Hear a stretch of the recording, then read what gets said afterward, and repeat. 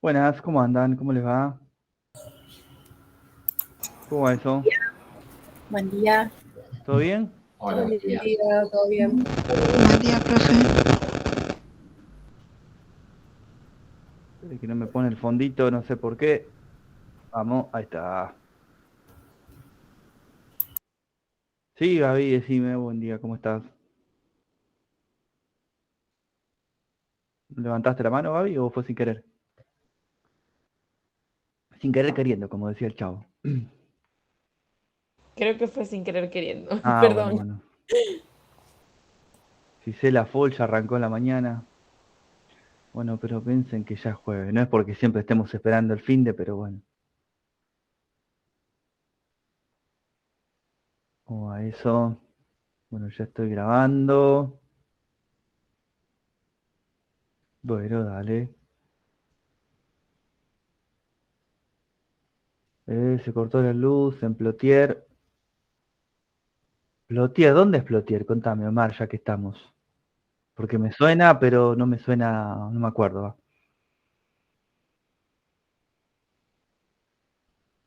Ah, no me dije con la intriga, contame, ¿dónde es? Plotier. Ah, sí, Neuquén, tenés razón. Me había dicho, inclusive. Qué lindo. ¿Está fresco por allá?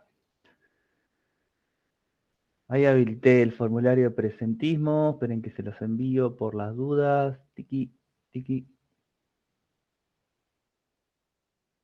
Sí, acá también está feo. Tengo una ventana al lado y tengo Río de la Plata ahí. eh, pero no horrible, sí, está nubladito nomás. Estoy en Quilmes. Bueno, ahí les pasé el formulario, a ver si van completando. Somos 69. Y esperen que quede una cosilla nada más. ¿Dónde estoy yo? Estoy mirando para más o menos saber cuántos éramos la clase anterior. Tiki tiki. Bueno, íbamos a arrancar a 81, éramos la clase anterior. Faltan 11. Bueno, no importa, vamos a ir arrancando. Bueno, vamos a terminar de ver un par de slides de la semana anterior y vamos a arrancar con lo nuevo y vamos a meter a una práctica, aparte de instalar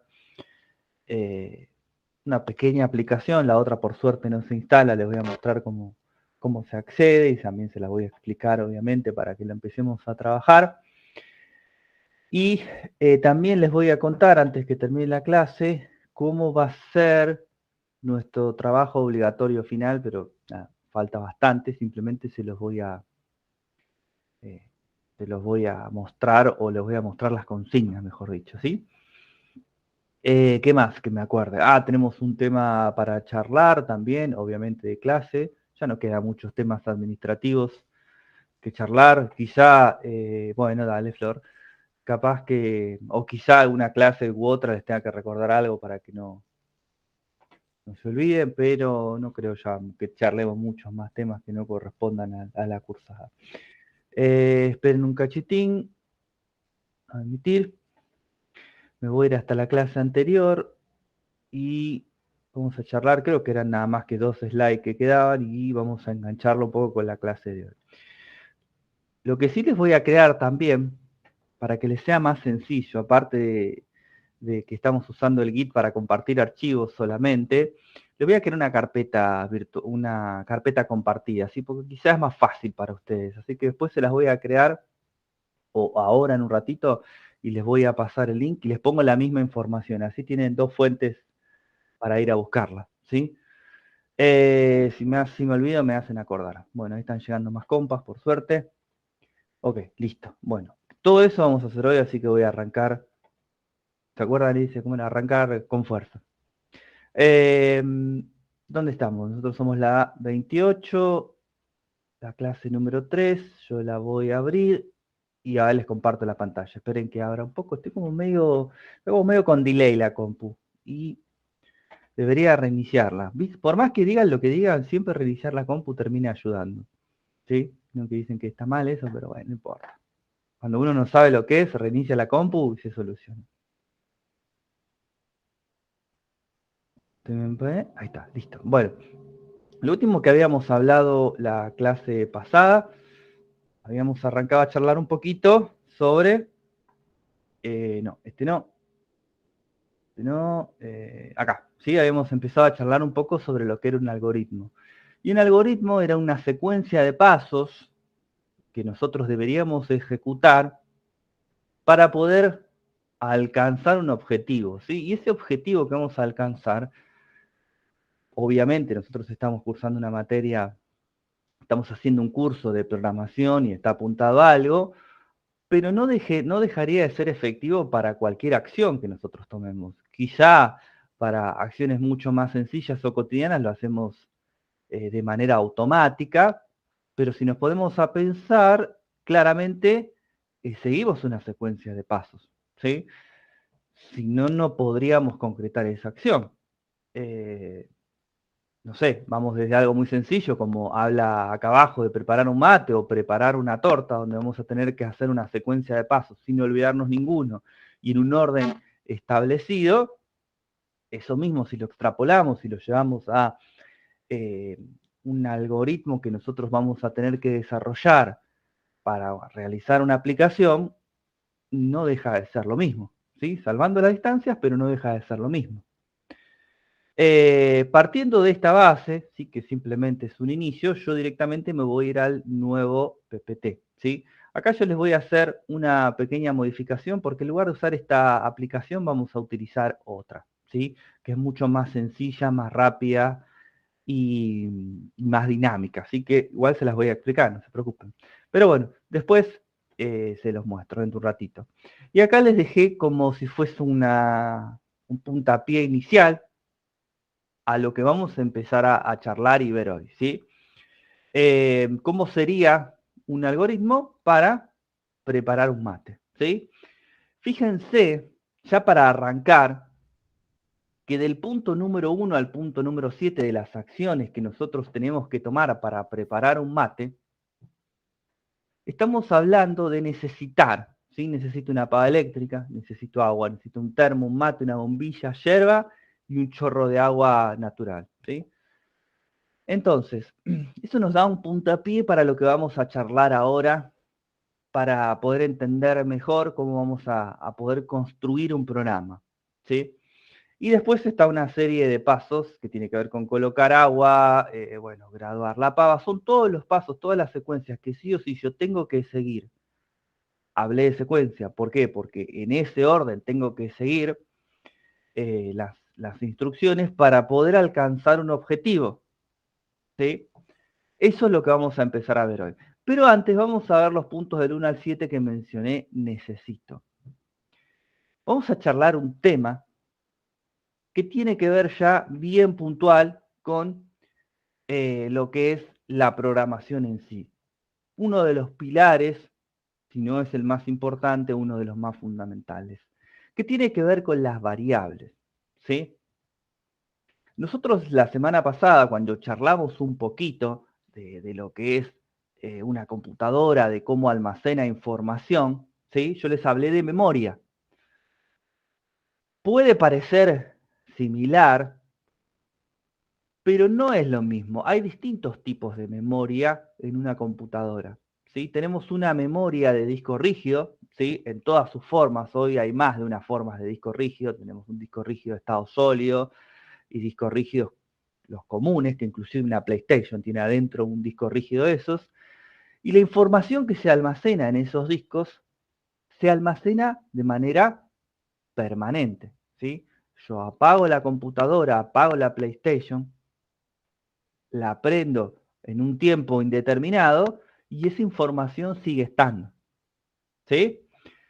Esa información que se almacena ahí de manera permanente está guardada en el disco de la máquina, ¿sí? Recuerden, los discos de la máquina tienen hoy por hoy tamaños groseros, ¿sí? Muy, muy grandes. Hoy se puede guardar una cantidad de información importantísima. En cualquier computadora casera se pueden tener más de un disco rígido y guardar información a lo loco, ¿sí? Ya no es un problema como era hace 15 años atrás o 20. El problema hoy por hoy es económico porque son repuestos muy costosos o dispositivos costosos, pero no es un problema en cuanto a capacidad, ¿sí? Eso va por un lado.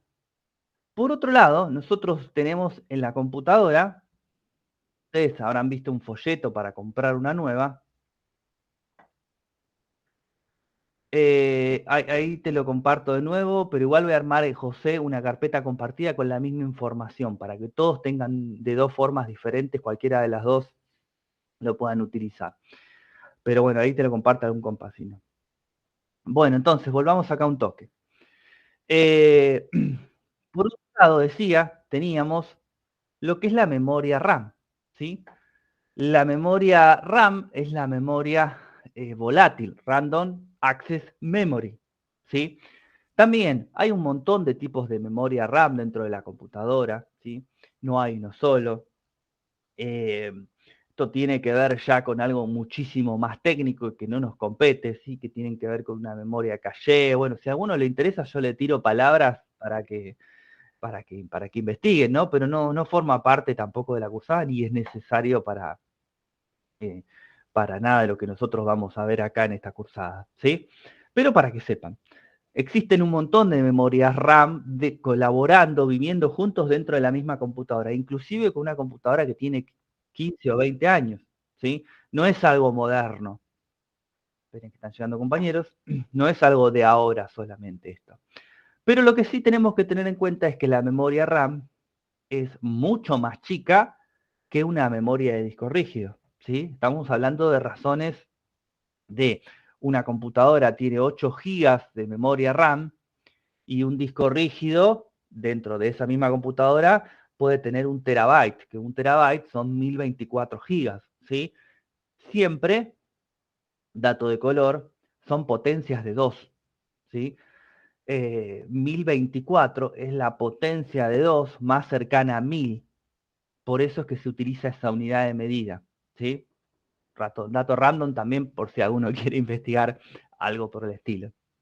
Pero bueno, volviendo, entonces las memorias RAM son infinitamente más chicas que una memoria de disco rígido, ¿sí? Es más, son incomparables. Hoy, por más que tengamos la mejor computadora del mundo, es imposible equiparar la memoria RAM con la memoria de un disco rígido porque van creciendo de manera totalmente desigual, ¿sí? Entonces ya nos da la pauta que nuestra memoria RAM va a guardar o a almacenar información de manera temporal, a diferencia de un disco rígido que lo va a almacenar de manera permanente. Esa memoria RAM, ¿cuándo va a dejar de almacenar esa información? Y cuando yo apague la computadora, cuando yo cierre la aplicación que estoy trabajando, esa información que estaba guardada en la memoria RAM se pierde, ¿sí? Para que la computadora pueda procesar un programa, pueda ejecutar una aplicación, no puede estar en el disco rígido, tiene que estar en la memoria RAM. ¿Por qué? Microprocesador. Les hago un gráfico así en el aire para que se den una idea de lo que estoy hablando. El microprocesador, que es el núcleo, el cerebro de la computadora. La memoria RAM está acá al ladito, ¿sí? La tiene a mano. Y el disco rígido está a 2 cuadras. Entonces, con esa premisa, el microprocesador no puede procesar algo que está directamente en el disco rígido. Lo tiene que traer del disco rígido en partes a la memoria, procesar lo que tenga que procesar y devolverlo a la memoria para que muestre un resultado. Y en todo caso, si hay que guardar esa información en un disco rígido, de la memoria lo manda al disco rígido y se trae otra cosa para procesar, ¿sí? La memoria es chiquitita, entonces el procesador va trayendo, procesando, devolviendo, trae otro poco, procesa, devuelve, trae otro poco, procesa, devuelve, ¿sí? Esa sería una lógica muy simplista, pero a grandes rasgos es como funciona una computadora normal, ¿sí? Nosotros como programadores vamos a necesitar hacer lo mismo, ¿sí? No podemos inventar algo, no inventamos la rueda. Un programa que nosotros creemos o cualquier otro programa que cree otra persona, que ya esté creado, el famoso enlatado, va a funcionar igual, ¿sí? Entonces, como programadores sabemos que tenemos que guardar cosas en la memoria para procesarlas. Si yo quiero sumar 2 números, esos 2 números yo los voy a tener que guardar de manera temporal en la memoria para poder procesarlos y poder dar un resultado. ¿Sí? ¿Cómo puedo guardar datos en una memoria? En cualquier lenguaje de programación, en la memoria RAM, es con una variable. Una variable en un lenguaje de programación o mismo en un algoritmo a través de pseudocódigo. Total, ustedes saben que, por lo que hablamos hasta ahora, el algoritmo después nosotros lo vamos a traducir a cualquier lenguaje que se nos ocurra. Para yo poder almacenar un dato en la memoria, me voy a hacer uso de lo que se llaman variables. Y justamente fíjense el nombre, variable, como de alguna manera está relacionado con el dato que yo voy a guardar. ¿Qué es una variable? Es sencillo, es decirle a través del lenguaje de programación a la computadora que me reserve, que me guarde un pedacito de memoria chiquitito para yo usarlo. Nada más, ¿sí? Cuando yo creo una variable, cuando yo defino una variable, le voy a estar diciendo a la computadora, a través del algoritmo, de lo que sea, este pedacito de memoria, guárdamelo para mí porque lo voy a utilizar yo. No lo uses para otra cosa. Y mientras mi programa esté corriendo, esté funcionando, ese pedacito de memoria está reservado para mí y solo para mí. ¿Sí? No va a poder venir otra aplicación de Windows y ocupar ese espacio de memoria, porque mientras mi programa esté en ejecución, está reservado para mí. ¿Sí? Tiene una serie de particularidades que las vamos a ir viendo después con el lenguaje, pero ya de movida les voy a explicar una que es fundamental en casi todos los lenguajes. Esperen que voy tomando café porque entro a hablar y no paro más. Bueno, esa particularidad que va a tener la variable va a ser el tipo de dato que yo guarde. Una variable va a ser un cajoncito. ¿Sí? Imagínense una cajonera. Ustedes en una cajonera van a tener una para la ropa interior, una para las medias, una para remeras, una para pantalones. Cuando yo defino una variable es exactamente el mismo procedimiento. Yo le voy a decir a la memoria, guardame este pedacito de memoria que yo voy a guardar ahí un dato numérico. ¿Sí? Yo en ese pedacito de memoria que me reservaron para mí, me la reservaron para mí para guardar un dato numérico. Con lo cual, si yo quiero guardar en ese lugar un dato tipo carácter, una letra, me va a decir, no, pará, no la puedo guardar. Porque vos me dijiste que ese lugar de memoria que yo te reservé, vos lo vas a usar para guardar un número. Entonces, ¿qué puedo guardar? Solo números, cualquiera sea. ¿Sí? Y la puedo reutilizar las veces que yo quiera. Puedo guardar el 80, después el 1, después el 4, después el 3000. Mientras sea un número, ese lugar de memoria yo lo voy a tener disponible. Y así como yo tengo eso, voy a tener, para caracteres, con una lógica similar. Después tiene una particularidad que vamos a charlar y por ahí a algunos les surge la duda, pero con una lógica similar. Yo le voy a decir, guardame este pedacito de memoria para yo guardar una palabra o una letra. Otra cosa, yo no puedo guardar. Quizás si alguien sabe un poquito más me va a poder retrucar esta segunda parte, pero vamos a dejarlo por ahora así. Los números con los números, las letras con las letras. ¿Sí? Eso es una memoria. Una variable, perdón, a grandes rasgos. ¿Se entendió? Más o menos. Quiero que aprendan ustedes, chicos, ¿eh? Díganme, coméntenme, pónganme en el chat. Decime, Gaby. Sí, Sí. se comprendió. Buenísimo. Yo Bueno, tengo una duda. decime. O sea, entendí la parte de que la variable sería como una cajonera, ¿no? Pero Sí. no me confundí en una parte, porque se supone que puede tener varias cosas guardadas o varios tipos de datos diferentes guardados. ¿O no? ¿O solamente No, puede tener un solo tipo de dato? un solo tipo de dato, ¿sí? Ah, ok. O sea, vos vas a reservar un espacio de memoria y le vas a decir, acá voy a guardar números. Y solamente voy a poder guardar números. ¿Sí? Podés crear otra parte que le vas a decir, acá yo voy a guardar letras, listo, podés guardar letras. Lo que yo no puedo decir es, en la que yo dije que iba a guardar números, poder meterle una letra, porque me va a decir, no, pará, no se puede. Acá me dijiste que ibas a guardar un número, podés guardar todos los números que vos quieras, las veces que quieras, pero siempre y cuando sean números. ¿sí? No tiene Lo mismo la variable pasa con los caracteres. Te escucho. Sí, sí. Perdón. No tiene un límite o algo así. O sea, no dice hasta aquí llega mi memoria o hasta aquí llega mi espacio o no. Sí, eso sí, pero eso lo vemos más adelante cuando ya veamos un lenguaje y definamos bien los tipos. Yo ahora quiero que se queden con la idea de que los números van con los números, las letras, y acá también hay algo para charlar, las letras van con las letras. Si guardo fechas, van a ir las fechas con las fechas. Si guardo otro tipo de dato, siempre va a ser de ese tipo de dato. ¿Hay límites? Sí, hay un montón de propiedades para configurar de las variables, para tener en cuenta, pero vamos por partes. Primero, esto, ¿sí? Voy a tener una cajita donde voy a guardar cosas, las puedo guardar las veces que yo quiera, siempre y cuando sean del mismo tipo. Sí, decime, María José. Va, buenísimo.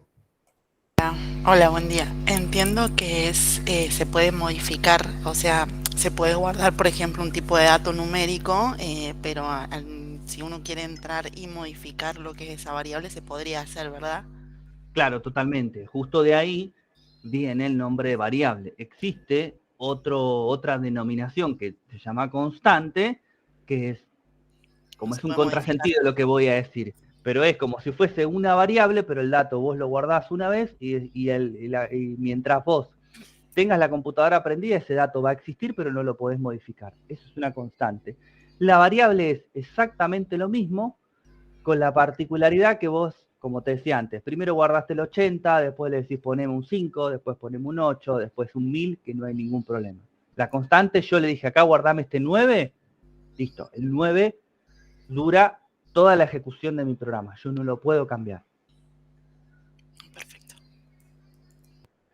Entonces, eso es el principio de funcionamiento de una variable. Después, hay un montón de características que vamos a ir charlando a lo largo de este curso, que tienen que ver con el funcionamiento o la dinámica en sí de la variable, y una de las cosas es la que me planteaba Gabriela, del límite que yo puedo guardar, ¿sí?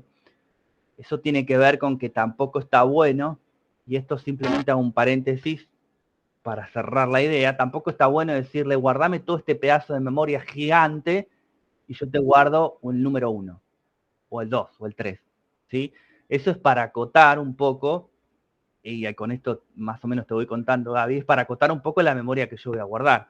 Si yo voy a guardar números chiquitos, guardame un pedacito de memoria chiquito. Si voy a guardar números grandes, guardame un pedazo de memoria grande, ¿sí? Pero bueno, después lo veremos con un poquito más de tiempo, ¿sí? Bueno, listo. Vamos a arrancar ahora con, no otro tema, porque no es nada que ver, no es otro tema, pero esperen que lo abra primero. Seguimos con el programa, ¿sí? Tiki tiki. Yo después, esto se lo subo, no se preocupen. Bueno, entonces, ¿qué es lo que vamos a hacer nosotros? ¿Sí? Fíjense que la clase que viene ya vamos a entrar a hablar de variables a fondo, ¿sí? Simplemente es la idea para que ustedes les vaya dando vuelta en la cabeza. Vamos a valernos de dos herramientas para empezar a trabajar, ¿sí? Y ustedes me van a decir, ¿en qué empezamos a trabajar? El tema es así. ¿Cómo se imaginan ustedes, ¿sí? Y esto es pregunta abierta, ¿no? ¿Cómo se imaginan ustedes que se desarrolla un software? Vamos a un ejemplo puntual. Yo soy programador, ¿sí? Y me contrata una empresa, una pyme, ¿sí? Chiquita, vamos, para no hacer tampoco una cosa de loco. Que me dice, necesito un software para, no sé, para gestionar las ventas. ¿Cómo se imaginan ustedes que se puede llegar a un objetivo con esa premisa tan light? ¿Sí? Necesito para gestionar mis ventas. ¿Cómo se imaginan que puede ser? Yo, en principio, le preguntaría qué usa actualmente o en dónde tiene sus datos guardados, o en qué formato. Eso es lo que a mí se me ocurriría. Está bien, es súper válido, pero me pongo en dueño yo de la pyme. Y yo te diría, no tengo nada, tengo papeles. Bueno. Vamos a algo muy rudimentario. ¿Qué pensás que habría que hacer? ¿Cómo arrancarías el trabajo? O cualquiera, le pregunta a la mayoría. Claro, ahí sí preguntándole cómo es la dinámica del trabajo en sí, me parece. O sea, que... Excelente, es justamente eso. O sea, a ver, el tema es así. Insisto en esto, yo soy programador. A mí me dicen, necesito hacer eso. Sí, decime. Levántale, no hay drama. Le digo ahora el micrófono. Estás muteado, me parece. Pero Jessy, ¿alguien la escucha a Gise? No. No, Gise, se te escucha muy bajito. Fíjate que el mic capaz.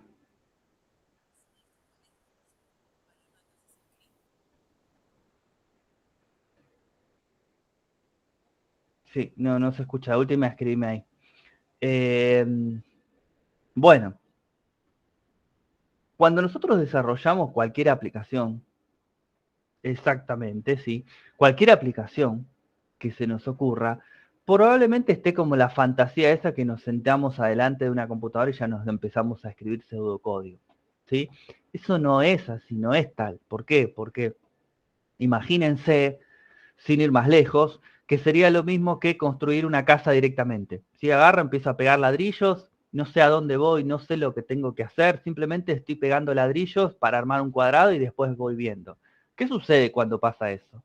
Lo que hablamos en alguna clase, que terminamos rompiendo lo que ya hicimos, no sé, rompiendo el piso del comedor para pasar caños.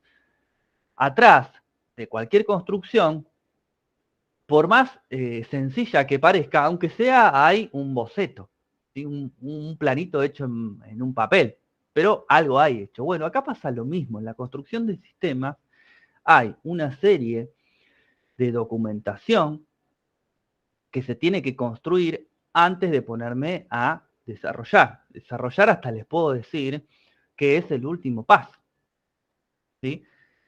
Para generar esa documentación, como bien decían los compañeros, tenemos que hacer un relevamiento de la necesidad.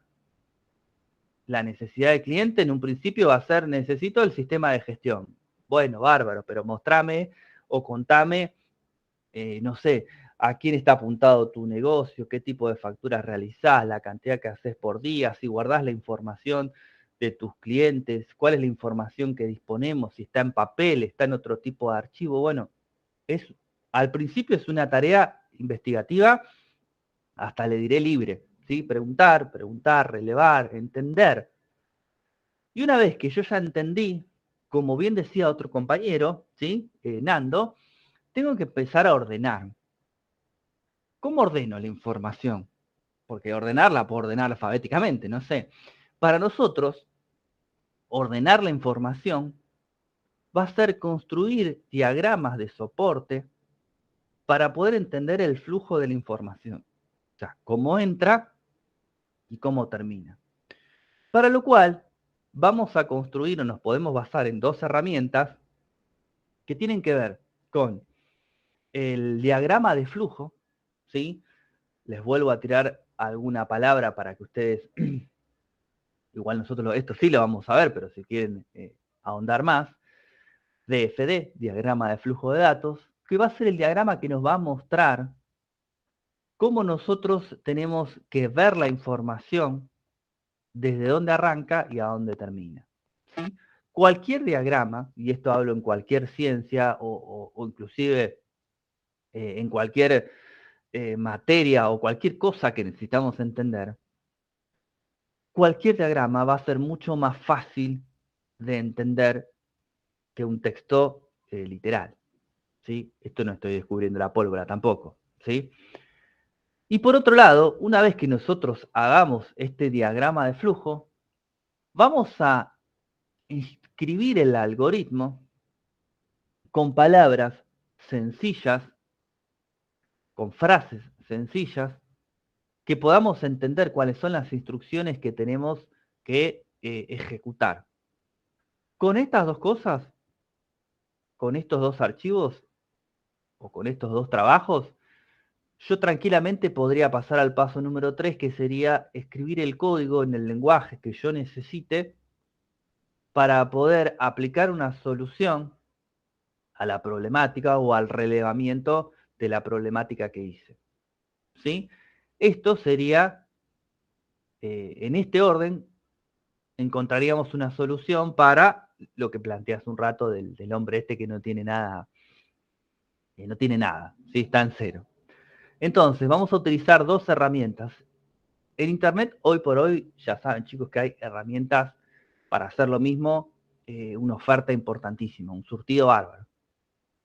Yo voy a utilizar Draw.io, es una aplicación para hacer los diagramas de flujo, muy sencilla, es gratuita, ¿sí? Vamos a ir usando, no se preocupen, no tienen que crear ninguna cuenta. Y por otro lado, voy a utilizar también otra herramienta para trasladar ese diagrama de flujo en este pseudocódigo que se llama PSEInt, ¿sí? Ahora les muestro cómo instalarlo, ¿sí? Vamos a mirar un toque. El Draw.io es sencillo porque es una página, Draw.io. Bueno, se toma su tiempo. Cuando lo quiero mostrar me hace esto. Ahí está. Lo vemos ahora en un ratito, pero voy a crear un nuevo diagrama. Lo voy a crear en blanco, ¿sí? Ahora arranco de cero. Simplemente les muestro un mapeo. Vamos a poner así. Y acá tenemos todas las formas que nosotros necesitamos, que ahora las voy a explicar también, para poder construir este diagrama de flujo. ¿Sí? Acá no hay que instalar nada. Se puede compartir con otra persona. Acá tendríamos que hacer una cuenta, pero también está buena la opción de compartir. Y por otro lado, PSEKit. Este sí es un instalable. Un programa bastante sencillo, pero poderoso. Fíjense el loguito, PSEInt. Van a descargar la versión que se corresponda con su sistema operativo. Entiendo que todos los que estamos acá debemos tener Windows, ¿sí? Pero si no está la versión para Mac o la versión para Linux, se descarga la versión de Windows. Acá les va a hablar un poco de para qué sistema operativo y qué tipo de instalación quieren. Con respecto al sistema operativo, ¿sí? Esperen que llegó alguien. Bueno, depende de la computadora que tengan, podrían llegar a tener de 64 bits o de 32 bits, ¿sí? No viene al caso, pero insisto, dato de color para que alguno lo sepa. El 32 y el 64 bits que se corresponde a la arquitectura del sistema operativo tiene que ver con la cantidad de memoria RAM que puede direccionar. Si un sistema de 32 bits no puede direccionar más de 4 GB de RAM. O sea que si tuviesen una computadora con un sistema operativo Windows tipo 95 o Windows, no sé, Millennium de 32 bits y tienen 8 GB de memoria, sepan que la computadora está contabilizando 4. Los otros 4 hace cuenta que ni existen, ¿sí? Dato de color nada más. La mayoría, calculo yo, que ya a esta altura deben tener un sistema operativo de 64 bits. Y fíjense que tiene la versión portable o la versión de instalador. El portable es una aplicación que ustedes van a tener la carpetita, la mueven, la corren, la suben, la ponen donde sea la carpetita, le hacen doble clic al iconito y va a funcionar así. Es portable porque ustedes la pueden poner donde sea. La pueden poner en un pendrive y va a funcionar igual. Y el instalador sí o sí necesita que se instale en el equipo, ¿sí? Es un instalador de Windows clásico. Siguiente, finalizar, no tiene ninguna historia, sí, sobre todo que es una aplicación que tiene unos cuantos años ya, no tiene ningún tipo de complejidad, no me refiero para instalarla, no me refiero para usarla, me refiero para instalarla, ¿sí?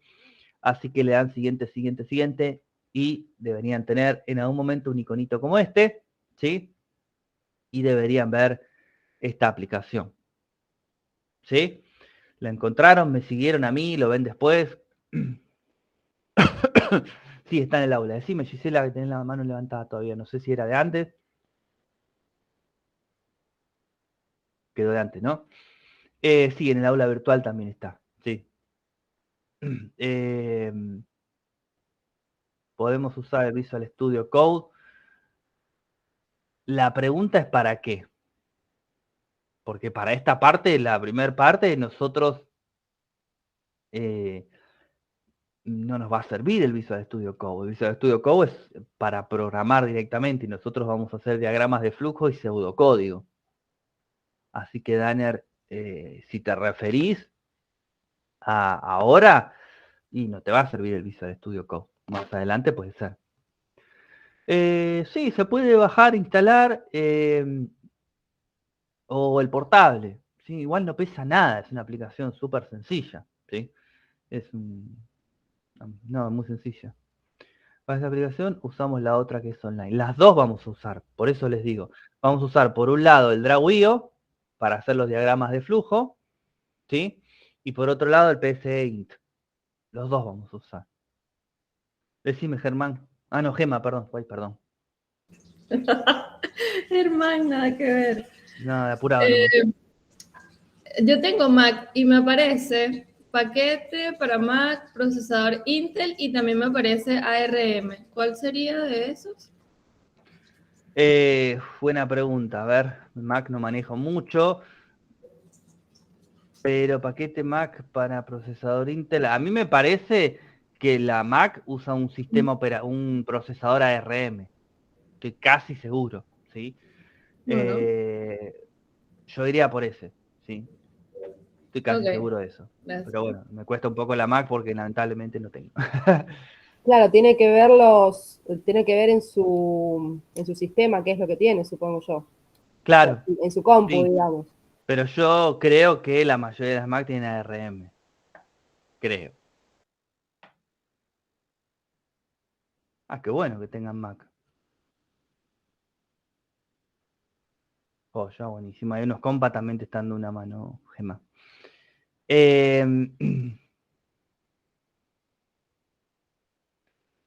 Bueno, buenísimo. Clarisa también ahí está tirando unos datos. Bueno, entonces volvamos acá un toque, ¿sí? Vamos a tratar de avanzar un poco, así vamos más rápido.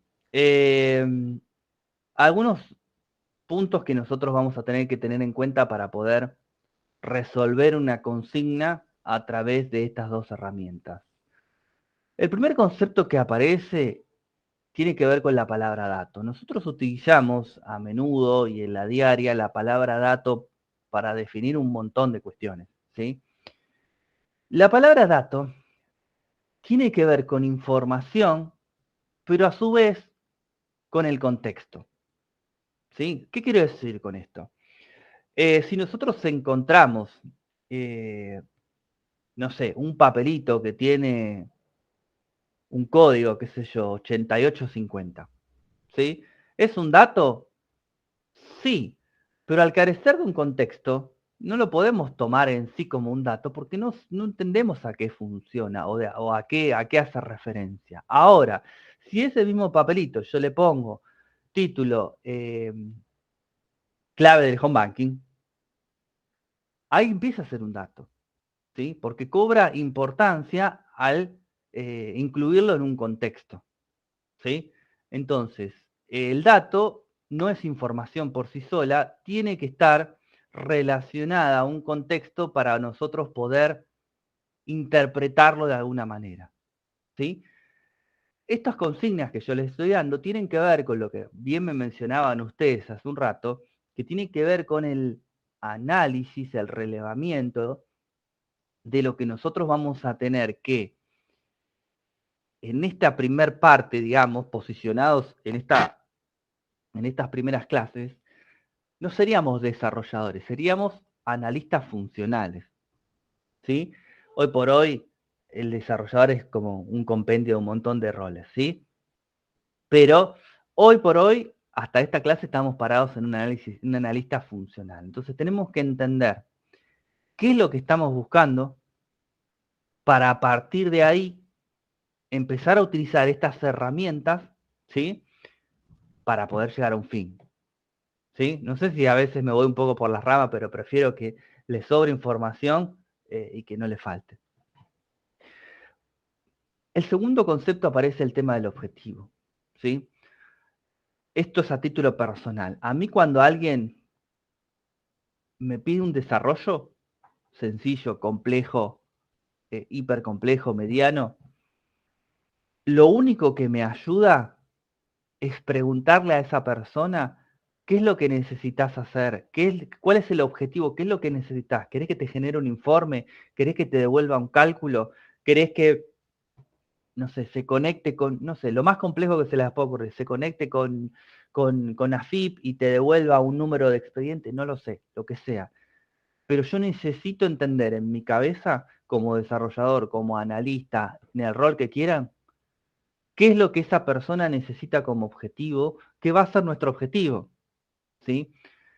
Si la persona no sabe bien lo que necesita, y nosotros tampoco como analistas funcionales podemos o llevarlo a entender lo que necesita o poder nosotros entender un objetivo, no vamos a poder hacer un buen análisis funcional, porque un buen análisis funcional tiene un objetivo, tiene un resultado, ¿sí? Si yo voy a lo más sencillo, quiero sumar 2 números, quiero hacer una aplicación que sume 2 números y que me devuelva la suma de los dos, si yo no tengo en claro qué es lo que quiero que me devuelva, y no va a salir bien, ¿sí?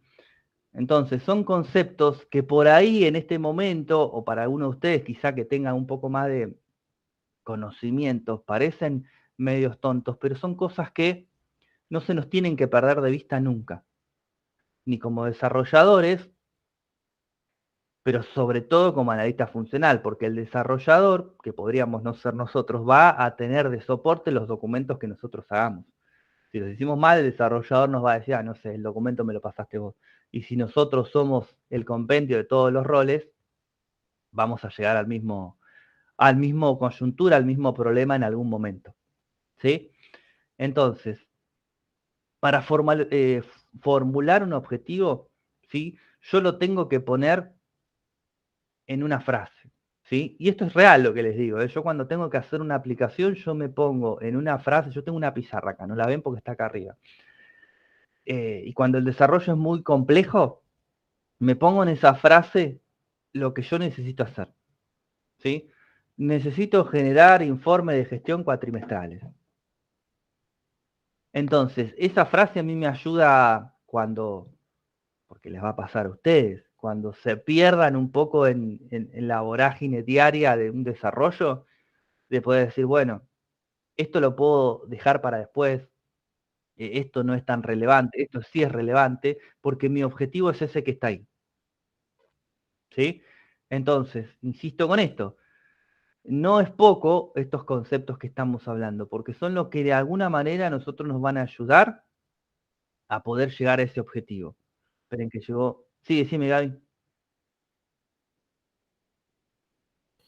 Yo justo estaba pensando eso ahorita cuando hizo la pregunta, porque de repente el objetivo del cliente, en este caso, que quería, todos decían hacer una base de datos y tal, yo pensaba, pero hacer una base de datos, ¿para qué? ¿Quiere registrar facturas de dinero, salida y entrada? ¿Quiere registrar horario de los empleados? ¿Quiere registrar asistencia? O sea, ¿cuál sería su objetivo final? Yo solamente pensaba en el objetivo. O sea, porque también es que soy diseñadora gráfica y lo estoy asociando al UX UI. Cuando necesitas armar un proyecto, o sea, necesitas saber cuál es tu prioridad 1, cuál es tu prioridad 2 y cuál es el objetivo final, obviamente. Entonces, no sé si por ahí también tiene sentido lo que estoy diciendo o estoy hablando cualquier cosa. No, está perfecto, por eso te digo, y muchas veces les va a pasar también como desarrolladores que el objetivo, como analista, quizá lo tengan que, no digo poner ustedes, pero sí llevar al cliente, en el caso de que sea un desarrollo particular, tu objetivo es este. Porque, insisto, el cliente le va a decir, y no sé, yo quiero algo para más o menos tener todo ordenado, y a mí no me sirve eso como objetivo. Entonces yo le voy a tener que decir, bueno, a ver, tu objetivo va a ser lo que vos dijiste, poder tener información precisa de tus ventas y además gestionar, no sé, todos los trámites con AFIP, lo que sea, ¿sí? Pero quizá muchas veces el objetivo lo tengan que poner ustedes. Pero sí es importante, ya sea nosotros o que nos lo den, que nuestra aplicación tenga un objetivo, ¿sí?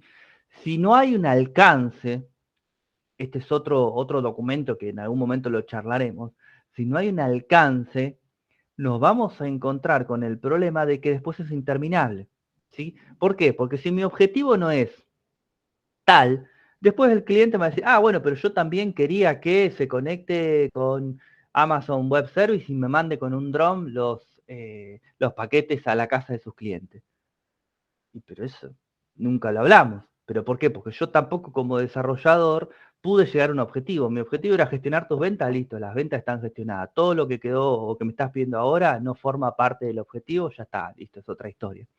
Pero bueno, es importante, ¿sí? Es importante que siempre podamos nosotros como desarrolladores y analistas poder formular un objetivo, ¿sí? Fundamental. Ok, pasemos a otro tema, ¿sí? Nada, siempre lo mismo. Digo, pasemos a otro tema para que avancemos en realidad. Sí, díganme. No, concluyendo, me parece que es más importante o más prioritario el hecho de indagar en la necesidad del cliente, más que en el objetivo, ¿no? Por lo menos en primera instancia. Sí, en orden de secuencias, sí, pero una vez que vos llegues o hagas todo tu análisis, siempre tiene que haber un objetivo. Y este objetivo, como te digo, tiene que ver también con el alcance del proyecto, ¿sí? Donde vos puedas ponerle un límite a la cosa, decirle, bueno, yo te analicé todo lo que vos querías y vamos a hacer esto. Listo, ahí terminó, ¿sí? Porque si no se vuelve, y esto es una práctica muy común, se vuelve infinito el desarrollo, si no termina nunca porque vos nunca estableciste un objetivo certero. Ahora, lo que vos planteás es correcto. Obviamente, primero, el relevamiento, la etapa de análisis, una vez que eso concluyó, recién ahí vas a poder llegar a la conclusión también de cuál va a ser el objetivo. Seguramente, sí, sí. A ver, ¿qué más? Debemos pensar en la necesidad. Sí, la necesidad fundamental, totalmente, sí. Formulario, no, nada, no me voy perdiendo nada, joya. Bueno, sigamos entonces. Ok, bueno, entonces nosotros hicimos un relevamiento y a partir de ese relevamiento vamos a empezar a pensar en una solución. Y esa solución, ¿sí?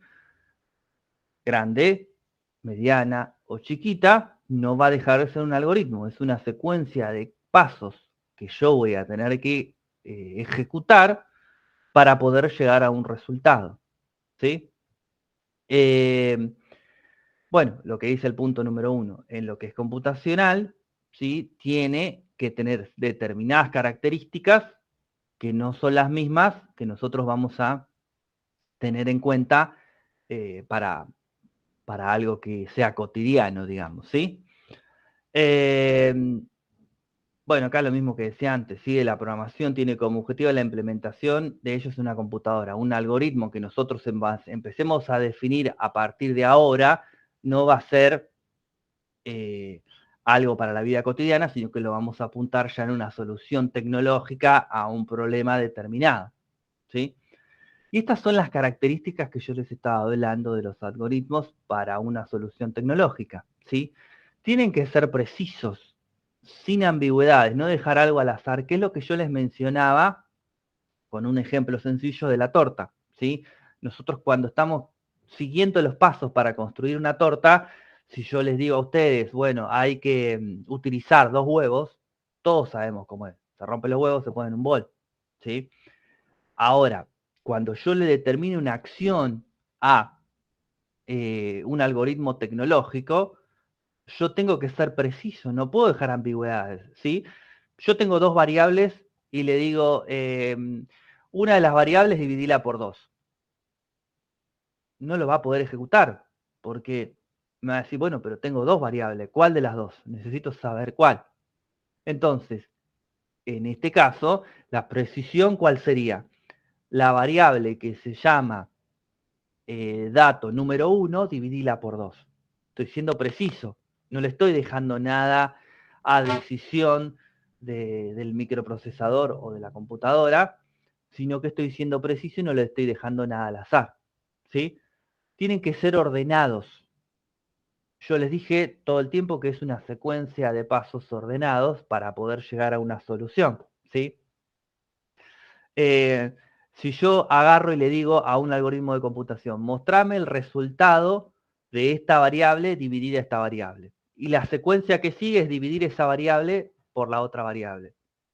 Va a romper, no va a funcionar, porque me va a decir, ¿qué querés que te muestre si no hay nada dividido? No hay un resultado de estas dos variables. Primero tengo que hacer la división, después la voy a tener que guardar en otra variable, y después le voy a poder mostrar el resultado. ¿Sí? Si yo no sigo esa secuencia de pasos, no va a funcionar. ¿Sí? El tercer punto habla de finitos. Tienen que tener un principio y un fin. ¿Sí? Siempre un algoritmo tiene que arrancar en algún lado y tiene que terminar en otro. No importa si es con el doble clic en un icono y es con un botón salir. En algún momento el algoritmo tiene que terminar. Si no termina, hice algo mal. Existe lo que se llaman bucles de iteración, que son instrucciones que iteran una y otra vez alguna instrucción para no hacerla no escribirla tanta cantidad de veces. ¿Sí? Si yo a esos bucles de iteración no le pongo alguna manera de finalizar, ¿qué hacen? Se ejecutan, vamos a decir, infinitamente. ¿Cuándo va a terminar de ejecutarse? Cuando se acaba la memoria de la máquina, pero si no se sigue ejecutando toda la vida. ¿Sí? ¿Qué hace? El programa está colgado. Cuando ustedes ven un programa colgado, atrás de ese programa colgado, seguramente haya una instrucción que quizás se está ejecutando en bucle, en una referencia circular, se llama. Esperen que están... ¿Alguien levantó la mano, chicos?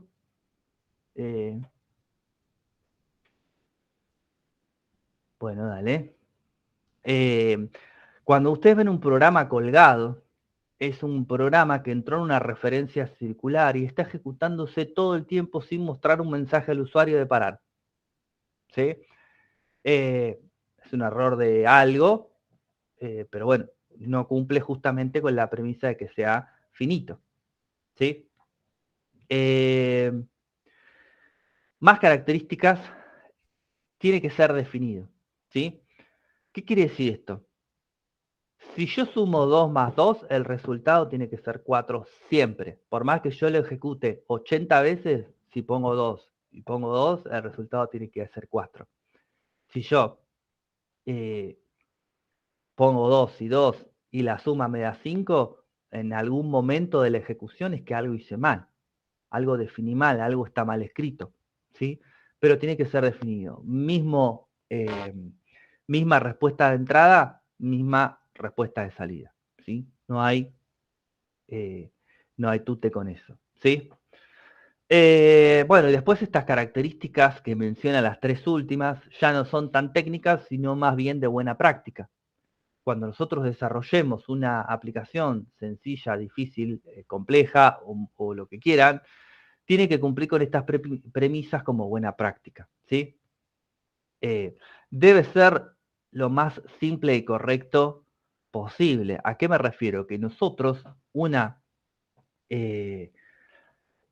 la solución a un problema, podemos encontrar un montón de maneras de hacerla. ¿Sí?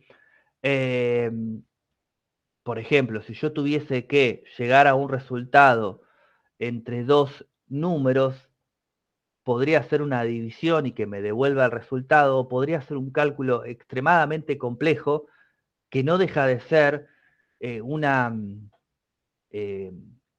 una forma diferente de hacer una división, pero lo hice extremadamente complejo. ¿Sí? No se me viene al caso ahora cómo decirle, pero qué sé yo, podríamos hacer algún tipo de de logaritmo, y después ese logaritmo volverle a sumar la base y volver al mismo resultado, cuando tranquilamente agarrás el primero, lo dividís por el segundo y ya te da el mismo resultado que toda esa función estrambótica que hiciste. ¿Sí?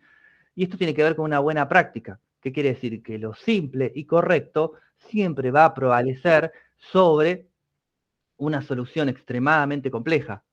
Me retiro. Bueno, dale, Flor.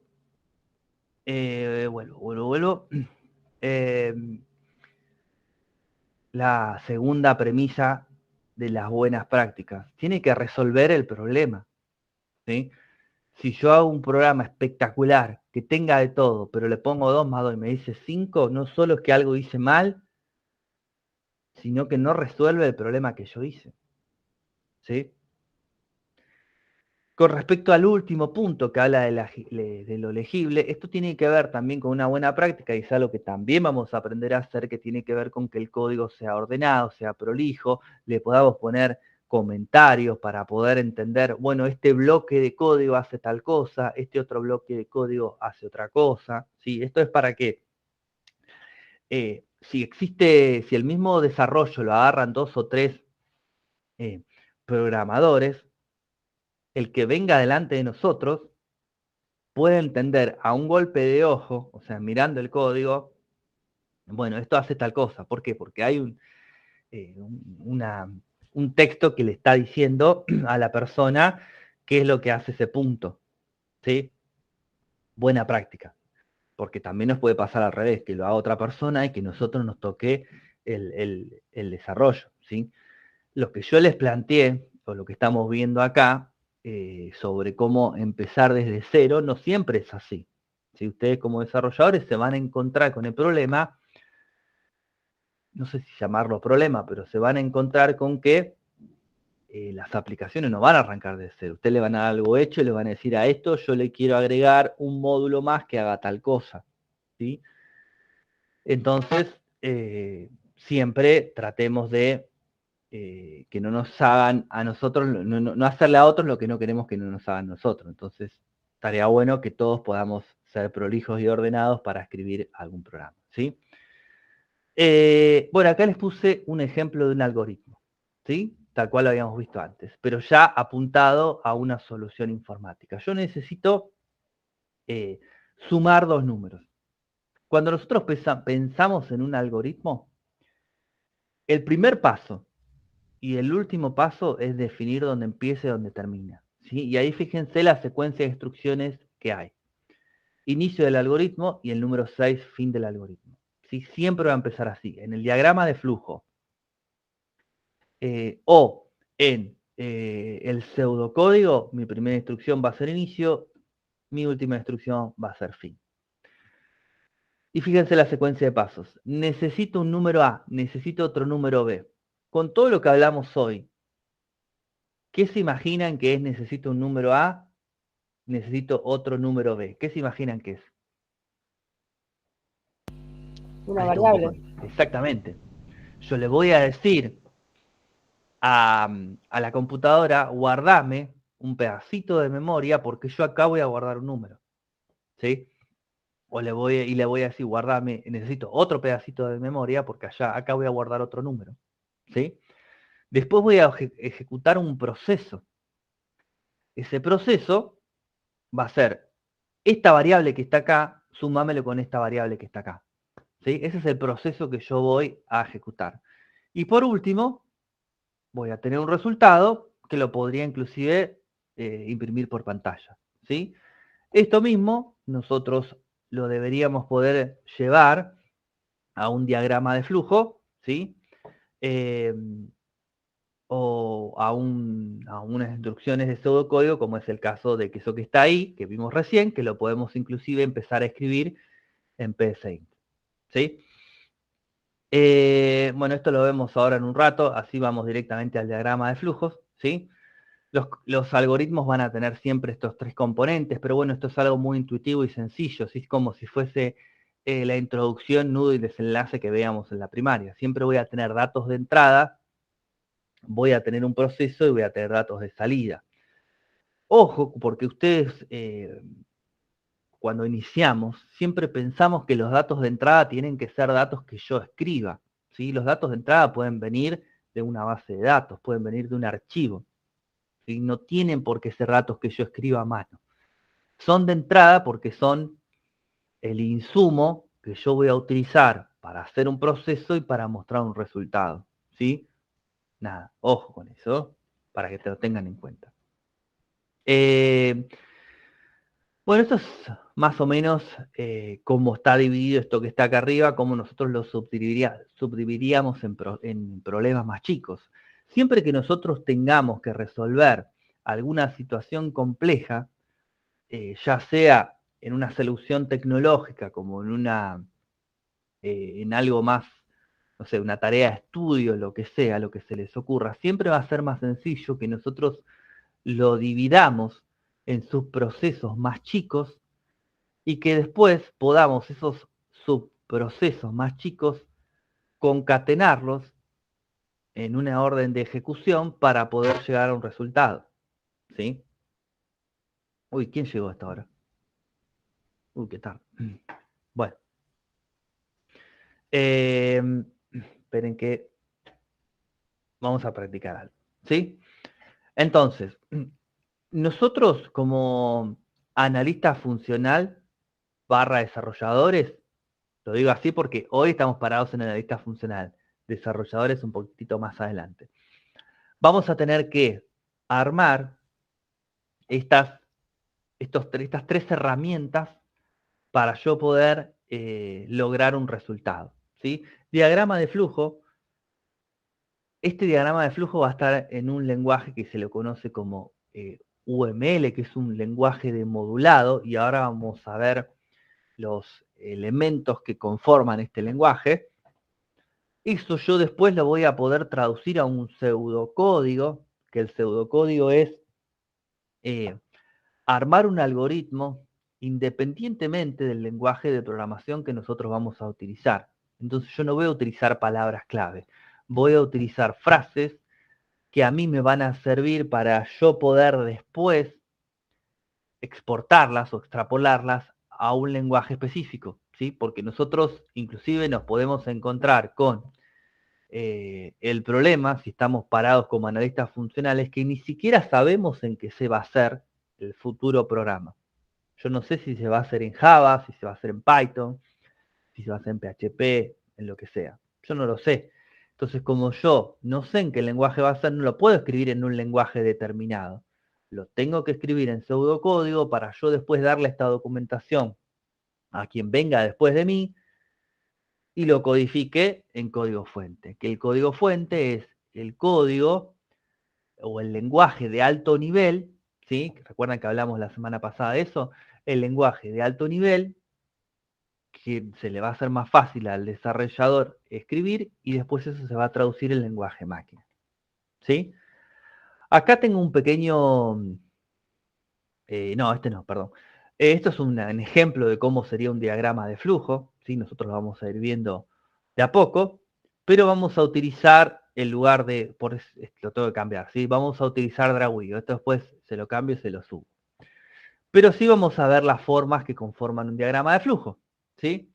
Tenemos estos símbolos que están representados acá. Lo que sería un rectángulo con las puntas redondeadas, ¿sí? Va a ser el símbolo que a mí me represente el inicio y el fin de un algoritmo, ¿sí? Recuerdan que yo les dije en el punto ese que estaban detalladas las instrucciones, inicio y fin tienen que estar bien delimitadas, ¿sí? Esperen un cachito. Después, por otro lado, voy a tener un símbolo que tiene que ver con la entrada y salida de datos, ¿sí? Este es el símbolo que nosotros vamos a utilizar, por ejemplo, para definir una variable. Si yo voy a necesitar una variable, lo voy a definir con este símbolo. Por otro lado, voy a tener el triángulo. No es un triángulo eso, ¿cómo se llama? ¿Rombo es? Sí, el rombo. Que va a representar una decisión. Porque es algo que todavía nosotros no se nos presentó, no hemos hablado al respecto, pero nos vamos a encontrar con la necesidad de tomar una decisión en el rumbo a seguir en cuanto a el algoritmo, ¿sí? Yo podría decirle, por ejemplo, no sé, los mayores de 18 podrían hacer tal acción, los menores podrían hacer tal otra, o deberían hacer tal otra. Eso representa una decisión. ¿Por qué? Porque yo voy a tener dos caminos diferentes. Voy a tener una serie de acciones para los mayores de 18, mayores e iguales de 18, y voy a tener otro camino para los menores de 18. Entonces esa decisión nosotros la vamos a representar en un diagrama de flujo. En un pseudocódigo también, y en un lenguaje de programación, esto va a estar representado por el famoso if o switch. ¿Sí? Entonces, tengan en cuenta que esto también se representa. ¿Sí? Estas dos diapositivas tengan la mano siempre porque es lo que van a necesitar para hacer toda esta primera parte de la cursada.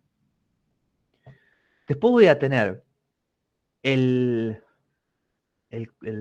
rectángulo, que esa parte es la que va a corresponder a un proceso, ¿sí? A procesar la información.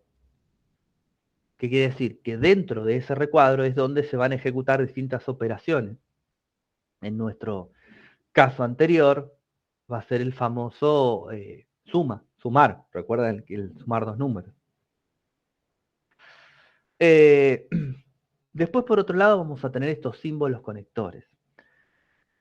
Son para unos diagramas un poco más elaborados. ¿Por qué? Porque nosotros nos vamos a encontrar en un principio que vamos a hacer cosas sencillas, donde nosotros no vamos a levantar información, por ejemplo, de un archivo físico en la máquina o de una base de datos. No vamos a levantar información desde ahí, pero en el caso de que nosotros tuviésemos que elaborar algún tipo de diagrama más complicado, más complejo, mejor dicho, lo deberíamos de alguna manera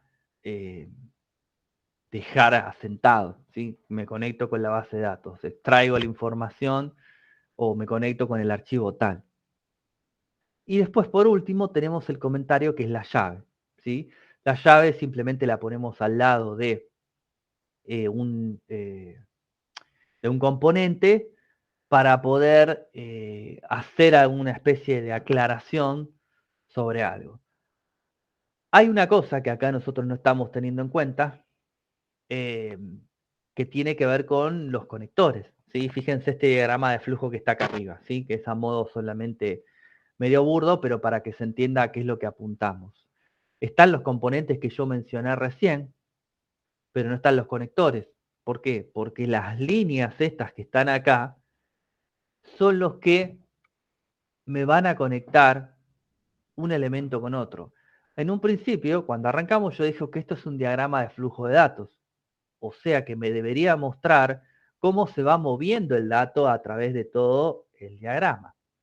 Entonces, obviamente, las líneas estas que están acá son las que me van a decir, desde este elemento de entrada, van a suceder una serie de pasos, pero van a estar conectados de alguna manera. ¿Sí? Entonces, estas dos slides, ténganlas a mano. Y vamos a ver, por ejemplo, algo sencillito para arrancar. ¿Cómo podríamos graficar esto con el Draw.io? Yo me lo voy a trepar acá. No voy a dejar ahí, así no molesta. Entonces, Draw.io, ¿sí? Yo ya tengo creado una hoja en blanco, ¿sí? No tengo nada guardado acá. Fíjense que acá del lado izquierdo, el Draw.io sirve para muchas cosas, ¿sí? Está la parte general tiene un menjunje de todo, no está bueno porque mezcla bastante, pero si no tiene la parte de UML, ¿sí?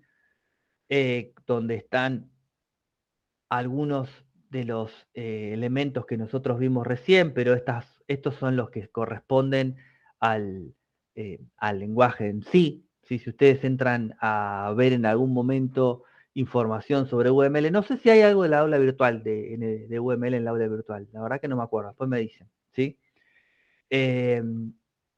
Pero bueno, hay gráficos que son muchísimo más específicos. ¿Por qué? Porque dentro de UML hay distintos, vamos a decir, niveles de estandarización, no me salía la palabra. Estaba pensando mientras se las decía, donde está lo más estricto y estándar, que tienen que ver con algunos de los gráficos que están acá, ¿sí? Y si no, se pueden utilizar, como les dije antes, que si bien está medio mezclado, pero están ahí, los que están en la parte general, que son los que los que vamos a utilizar para no ser tan complicados. ¿Sí? Fíjense que yo tengo acá el rectángulo con las puntas redondeadas, lo puedo achicar, lo puedo mover como yo quiera y le voy a decir inicio. ¿Sí? Inicio indica el inicio de mi algoritmo. Voy a poner otro más por acá abajo.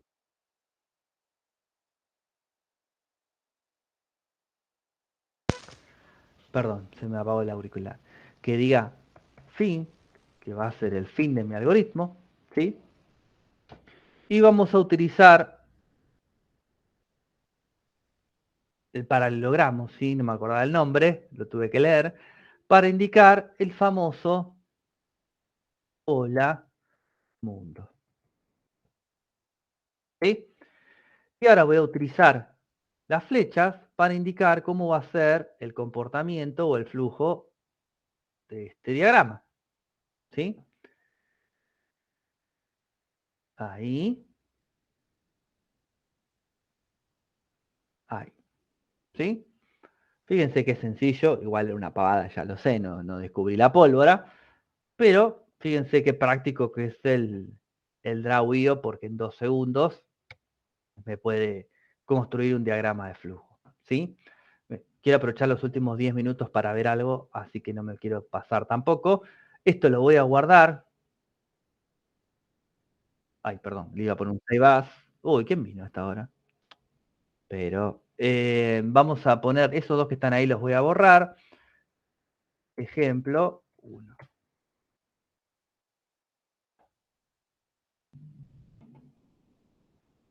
Sí, ahí vamos, un toque. Todavía no vamos a trabajar con el PSeInt, pero bueno, ahí les muestro aunque sea un ejemplito. Entonces, fíjense. Inicio, hola mundo, fin. ¿Sí? Ese se lo guardé. Este lo voy a cerrar. Me voy a ir un cachito al PSeInt. Le voy a decir archivo nuevo. ¿Sí? Fíjense que ya me arma el algoritmo, el fin de algoritmo, que ¿qué sería? Inicio y fin. Sí. Ya me lo arma solito. Le voy a poner un proceso de escribir y le voy a decir acá adentro, hola, mundo, puntitos suspensivos. ¿Sí? Esto lo voy a ejecutar. No le puse los cositos, perdón. Tiki. Después lo vemos eso. ¿Por qué no me lo ejecuta? ¿Qué me equivoqué? Acá le voy a poner un nombre. Algoritmo, ejemplo 1. Constante numérica no definida. ¿Por qué me dices? Uy, esperen que me mandé una macana, que hace rato que no lo uso. ¿Era con punto y coma esto? No creo. No valía. Bueno, no me acuerdo mucho. Ahora lo reviso porque acá me está tirando un error que no sé qué es. A ver. ¿Qué me está diciendo? Constante numérica no válida. ¿Por qué? Si estoy escribiendo nada más. Bueno, después le pego una revisadita, les digo, porque en total esto le vamos a ver la clase que viene, no sé qué hice acá. Bueno, no sé, después lo reviso. Alguna macana me mandé, pero igual quería hacerles un pequeño ejemplo. Lo único que sí les voy a mostrar, ya que estamos acá, yo tengo acá el famoso eclipse, ¿sí? No es la idea que nosotros veamos algo, pero sí también está bueno que ustedes se puedan ver algún proyecto en algún momento funcionando. Entonces, la clase que viene, lo que vamos a hacer es, esto no lo vemos ahora, ¿sí? No se preocupen, pero les voy a mostrar cómo este mismo Hola Mundo que hicimos acá, ¿sí? Yo lo que voy a hacer es hacerlo en el PSeInt y tratar de hacerlo o replicarlos, comillas y punto y coma. ¿Esto lleva punto y coma acá? Las comillas son las dobles, ¿serán? A ver. Creo. Y punto y coma. A ver. No, dice constante numérica no definida. Bueno, no sé, después me fijo, no se preocupen. Pero vamos a hacer las tres cosas. Pero en este punto y para este ejemplo puntual, nada más. Primero vamos a trabajar todo con Draw.io y con PSeInt y después nos vamos a meter en el lenguaje. Pero sí para que ustedes vean ahora algo de lo que vamos a ver más adelante, ¿sí? Lo que sí les voy a mostrar, porque ya se me hicieron nivel 22, es lo siguiente. Vamos a hacer un pequeño paréntesis en esto, ¿sí? Esto después se lo subo. Me voy a venir acá, ¿sí? Se los tengo que comentar hoy sí o sí, porque si no me van a matar. Bueno, el trabajo grupal que vamos a hacer para finalizar la cursada de este curso, valga la redundancia, es un trabajo, como bien dice acá, grupal. Después yo los voy a dividir en grupos. No van a ser muy grandes tampoco, y la idea es que lo hagan entre todos, ¿sí? Vamos a hacer una aplicación... Perdón, ya me está matando la voz.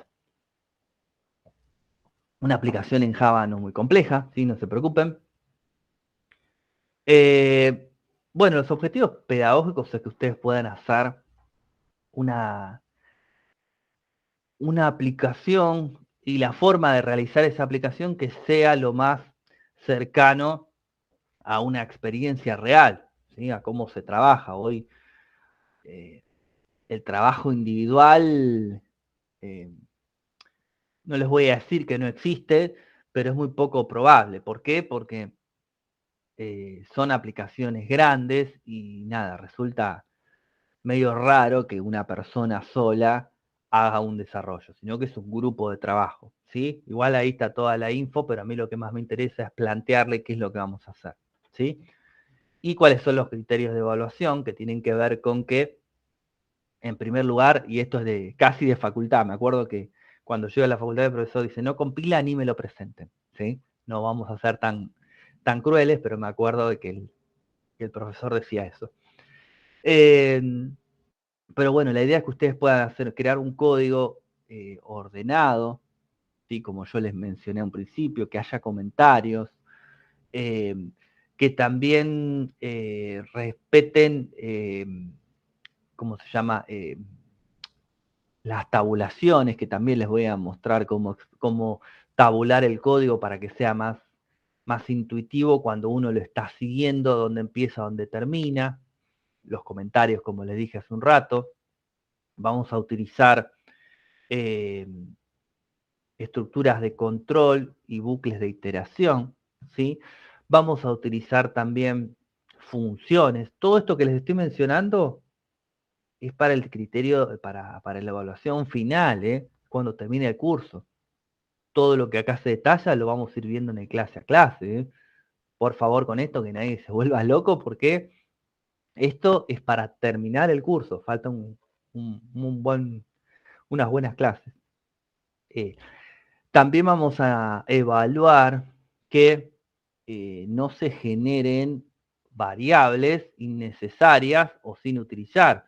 Que recuerden que lo dije, es decirle a la memoria, guardame este pedazo de memoria para guardar un dato y nunca lo use, ¿sí? Vamos a evaluar unas cuantas cosas, pero todo lo que vamos a evaluar nosotros lo vamos a aprender durante esta cursada, ¿sí?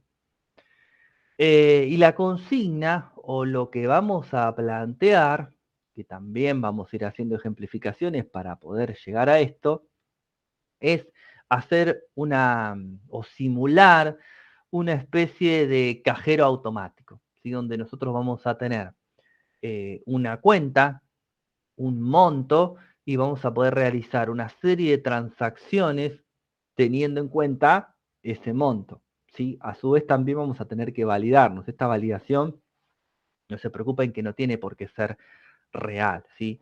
No tengo que ir a una base de datos, buscar los datos, traerlos, ¿no? Porque eso los van a ver en otro curso, ¿sí? Acá no hace falta que lo veamos, pero sí podemos crear toda la estructura con todos los mensajes para que ustedes puedan entender a fondo cómo sería toda esa maquetación, ¿sí? Y vamos a tener distintas operaciones de transferencias y de pagos, siempre y cuando no nos pasemos de ese dato que vendría a ser nuestro monto a poder gastar, digamos, nuestro sueldo, ¿sí? En otras palabras. Bueno, y después acá lo que hicimos fue dividirlos en puntos, también, para lo mismo que dije antes, para nosotros poder evaluarlos en función de qué puntos hayan podido solucionar o no, ¿sí? Y, a ver, todos los que estamos acá es porque no solo nos interesa de manera inmediata, digamos, la programación, sino que es algo que, que nos, que nos moviliza, que nos activa, ¿sí? Así que la idea es que no sea solamente un trabajo para que se vuelvan locos, que lo tengo que presentar, sino que también puedan de alguna manera disfrutar en la construcción de este trabajo final, ¿sí? Pero, bueno, nada, si hay, yo lo voy a subir al aula virtual, es un PowerPoint, lo pueden descargar de ahí. También lo voy a subir con la tarea de hoy, para que lo evalúen y cualquier cosa la semana que viene despejamos esas dudas que puedan llegar a tener, pero, pero creo que está bastante específico qué es lo que vamos a hacer y qué es lo que se necesita que hagan, ¿sí? Pero falta todavía, así que nadie se preocupe. Creo que nada más, ¿sí? La semana que viene vamos a arrancar directamente con ejemplos y vamos a tratar de hacer la clase toda de ejemplos. Inclusive les voy a poner a ustedes algunos ejercicios para que hagan y después compartan, ¿sí? Teniendo en cuenta que en este primer bloque, ¿por qué no tengo la cámara prendida? ¿En qué momento se me apagó? Ay, se me fue la imagen. Que en este primer bloque vamos a trabajar con este pseudocódigo, como les decía, y con el PSIN para poder escribir el pseudocódigo y el diagrama de flujos en Drawio, ¿sí? No sé qué le pasó a mi cámara que se había apagado. ¿En qué momento se apagó? ¿Se dieron cuenta ustedes, chicos? Bueno. Recién, hace un minuto. Bueno. No sé qué pasó. Bueno, no se olviden del presentismo, ¿sí? Todas las clases, porfa. Yo creo que hasta ahora nunca me olvidé, pero bueno, por las dudas voy a dejar de grabar.